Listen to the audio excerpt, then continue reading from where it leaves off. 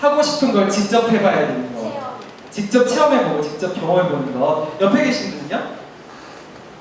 나에 대한 생각을 좀 많이 해봐야 자신에 대한 성찰. 맞아요. 뒤에 계신 하늘색 입으신 분.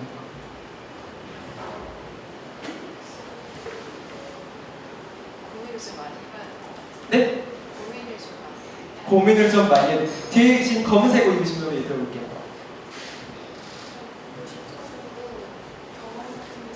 실질적으로 경험하고 많이 해보고. 옆에 계신 남학생 들어볼게요. 지금 내가 갖고 있는 돈과 시간이 어디로 가고 있는지를 파악하고 지금 자기의 돈과 시간이 어디로 가고 있냐. 오, 좀. 뒤에 계신 하늘색 옷 입으신 분 얘기 들어볼까요? 네. 네. 다양한 경험. 맞아요. 사실은 여러분들이 지금 또 이야기를 또 알고 있고 다 알고 있는 부분들이 있어요. 근데 여러분도 느끼겠지만 이렇게 질문을 했을 때 거의 약간 비슷한 답들이 있어요. 그쵸? 비슷한 답들이 있고 비슷한 답에 대한 고찰이나 생각들이 있거든요. 이런 거에 대해서 한번 좀 생각해 볼 필요가 있는 것 같아요. 사실은 우선은 꿈을 찾고 싶다 이런 얘기들을 많이 하는데 이 꿈을 찾을 때 가장 기본적인 애티튜드가 있는 것 같아요. 애티튜드가 뭐냐? 꿈에 집착하지 말라는 거. 집착하지 말라는 거. 이게 가장 큰 것 같아요. 꿈이 찾아오게 하는 것. 이런 게 있는 것 같거든요. 근데 사실은 보통은 이제 꿈에 대해 생각하면 이걸 막 억지로 찾아야겠다는 생각들을 많이 하기 때문에 자기가 없으면 뭔가 죄책감을 가지게 되고 조급함을 가지게 되는 경우들이 굉장히 많은 것 같아요. 굉장히. 근데 사실은 20대 때 자기의 평생의 꿈을 찾는 것 자체가 굉장히 좀 어불성설일 수도 있거든요. 그렇죠? 어불성설일 수 있는데 맨 마지막에 꿈을 찾으려고 하니까 계속 그려지는 것 같아요. 맛있는 음식을 찾으려고 막 찾아다닐 필요는 없는 것 같아요. 계속 먹다 보면 이게 맛있네? 나한테 잘 맞네? 이런 생각이 드는 것처럼 약간 그런 것 같아요. 그래서 마음을 넓고 여유있게 가지는 것, 이게 사실은 꿈의 시작인 것 같아요. 그래서 여러분 꿈을 가지는 애티튜드가 바로 이런 것 같거든요. 그리고 오늘도 많이 얘기 나왔지만 여러분들이 보면 꿈을 가지는 순간들을 보면 이 꿈이 뭔가 명확한 단어나 형태나 직업으로 정의해서 그렇지 이거를 그렇게 정의하지 않고 내 가슴이 떨리는 순간들을 포착하고 기록하는 거예요. 내 가슴이 떨리는 순간들 이런 것들을 포착하고 기록하는 거죠. 저는 어릴 때부터 줄창 그런 얘기 했거든요. 미디어나 컨텐츠 산업에서 일을 하고 싶다 이런 얘기 되게 많이 했었어요. 근데 저는 제가 왜 그런 얘기를 하냐 이런 게 되게 궁금했었거든요. 근데 돌아보다 보니까 제가 초등학교 때 뭐 했냐 KBS 원예합창단 했었어요. KBS 원예합창단 하면서 이게 엄청 빡세거든요. 엄청 빡세고 막 4시간 동안 막 그 어린애들을 진짜 노동자 시키듯이 막 정말 4시간 동안 땀 뻘뻘 에어컨 안 틀고 연습을 시켜요. 엄청 힘들게. 근데 녹화 같은 거 한 번 떠도 한 8시간 정도 막 이렇게 뜨거든요. 애들의 정말 인내를 시험하죠. 근데 진짜 힘들었었어요. 진짜 힘든데 저는 그게 너무 좋았었어요. 제 무의식 중에 그런 약간 방송 환경 자체가 너무 좋았던 거예요. 그 느낌 자체가 무의식이 너무 좋았어가지고 계속 제가 미디어나 콘텐츠 산업에 대한 생각들을 얘기를 하고 있더라고요. 근데 그때는 돌아보면 미디어나 콘텐츠라는 단어조차 모르고 있었죠. 단어조차 모르고 있었던 거죠. 근데 그때 약간 떨림의 순간들을 되게 기억해놓고 생각을 해보니까 거기에 시작된 부분이 많았던 것 같아요. 강연도 약간 그런 거였어요. 강연도 제가 대학교 2학년 때 대학교 1학년 때 신입생들을 대상으로 강연했었거든요.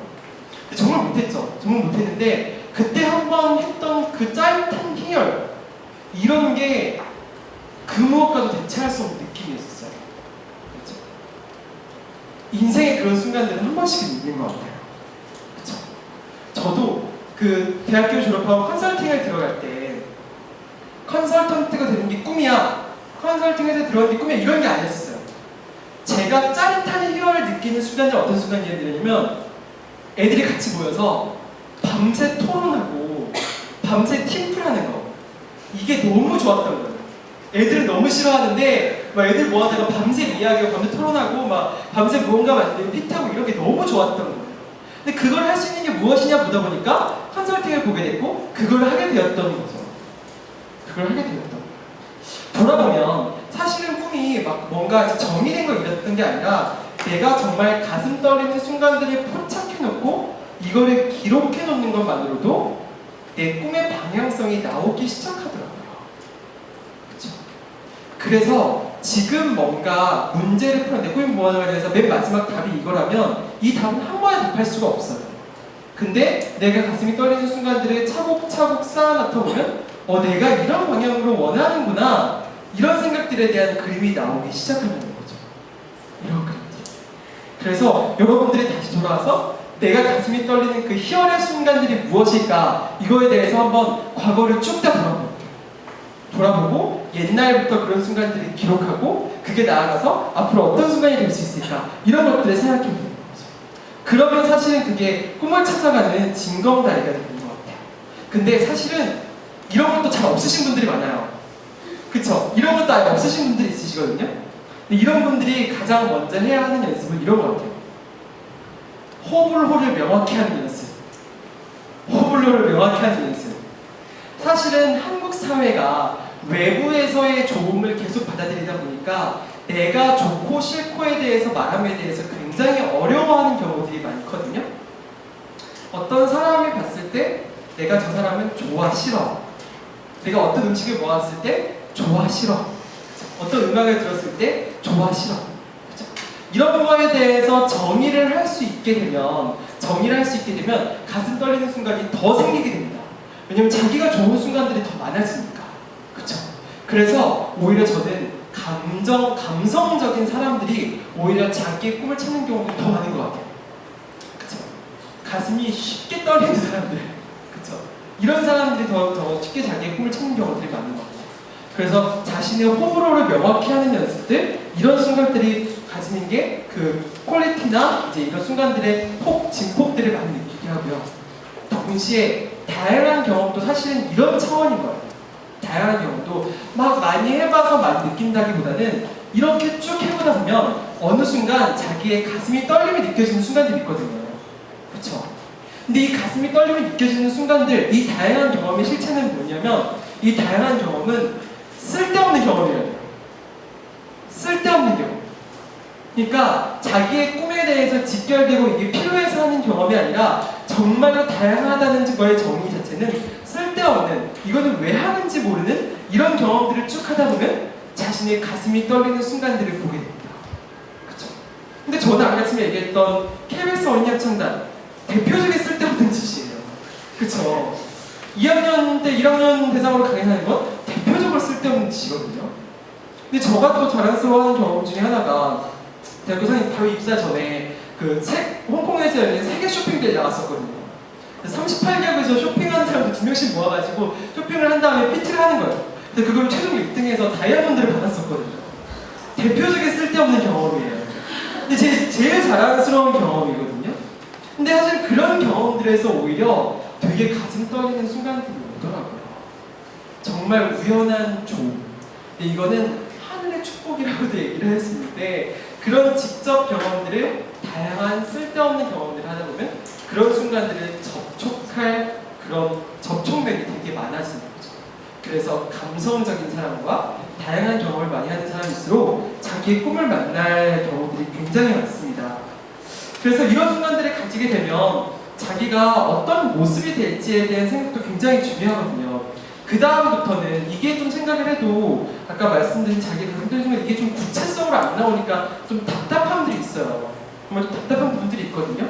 답답한 분들이 있는데 이 답답한 분들을 직업이나 뭐 이런 걸로 풀면 안 되고 저는 이제 하면서 많이 느꼈던 게 뭐냐면 많은 분들을 만나니까 딱 그 사람들을 직접적으로 보든 간접적으로 보든 TV로 보든 보면은 저 사람 보면 저 사람처럼 되고 싶다 이런 식의 느낌이 드는 사람들이 있거든요.